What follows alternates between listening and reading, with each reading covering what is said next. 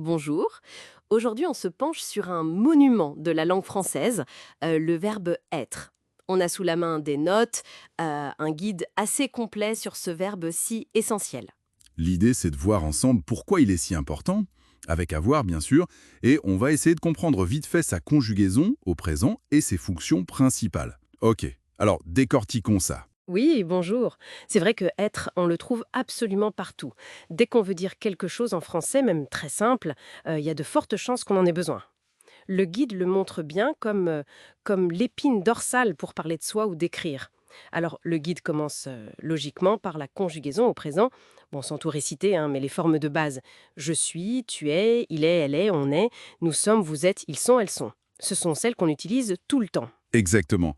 Et ce qui est fascinant ici, et le guide insiste là-dessus, ce sont les petites subtilités de prononciation. Par exemple, la liaison dans vous êtes. On dit bien vous êtes. Ah oui, Et aussi la différence énorme entre ils sont et ils ont, du verbe avoir. Très important pour se faire comprendre ça. Absolument. Ensuite, le guide passe pas mal de temps sur l'identité, pour dire son nom, bien sûr, mais aussi sa profession ou un état simple. Il donne des exemples comme «je suis étudiante» ou «il est médecin». oui. Et d'ailleurs, sur les professions, il y a une précision importante dans le guide. Ah oui, On omet souvent l'article un ou une. On dit je suis médecin et pas vraiment je suis un médecin. C'est plus naturel comme ça en français. d'accord, c'est bon à savoir ça. Le guide parle aussi de son utilisation pour les descriptions, avec les adjectifs. Par exemple, «elle est intelligente» ou «nous sommes motivés». Tout à fait. Et là, attention, le guide rappelle la règle de base, hein, l'accord de l'adjectif. Mhm. Il faut qu'ils s'accordent en genre, masculin ou féminin, et en nombre, singulier ou pluriel, avec le sujet. Si on dit elle, l'adjectif sera féminin. Elle est grande. Si c'est il, ce sera masculin pluriel. Ils sont contents. Logique.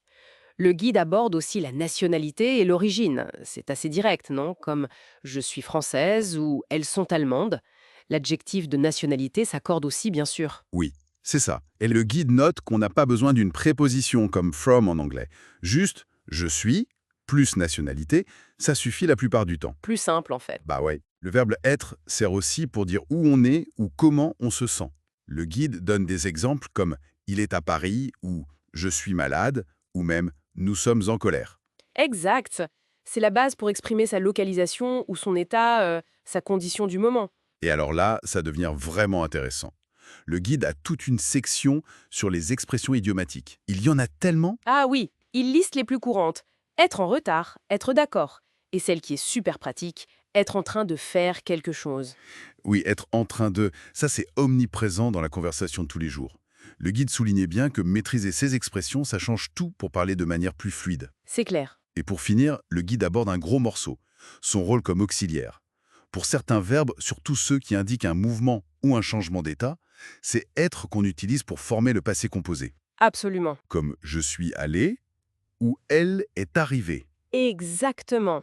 Et ça, c'est crucial pour raconter ce qui s'est passé. Le guide explique que ce sont souvent des verbes comme aller, venir, naître, mourir, tomber. Des verbes qui décrivent un changement du sujet lui-même. D'accord? Si l'on relie cela à une vue d'ensemble, on voit que c'est fondamental pour le passé, avec la règle d'accord du participe passé, avec le sujet bien sûr. Le guide détaille ça. Bon alors, si on résume un peu ce que dit ce guide. Être, ça sert pour l'identité, la description, la localisation, l'état, plein d'expressions courantes, et c'est la base du passé composé pour certains verbes. C'est un peu le couteau suisse du français, quoi. C'est exactement ça. Le guide le montre très bien. Rien qu'avec ce verbe, on peut déjà dire énormément de choses en français. C'est vraiment une fondation solide. Et en lisant ce guide, ça soulève naturellement une question importante pour aller plus loin. Oui, Si être est l'auxiliaire pour ces verbes-là, au passé composé, quand est-ce qu'on utilise l'autre grand auxiliaire, à avoir? Et surtout, pourquoi cette différence existe? C'est sans doute la prochaine étape pour bien comprendre la structure du passé en français.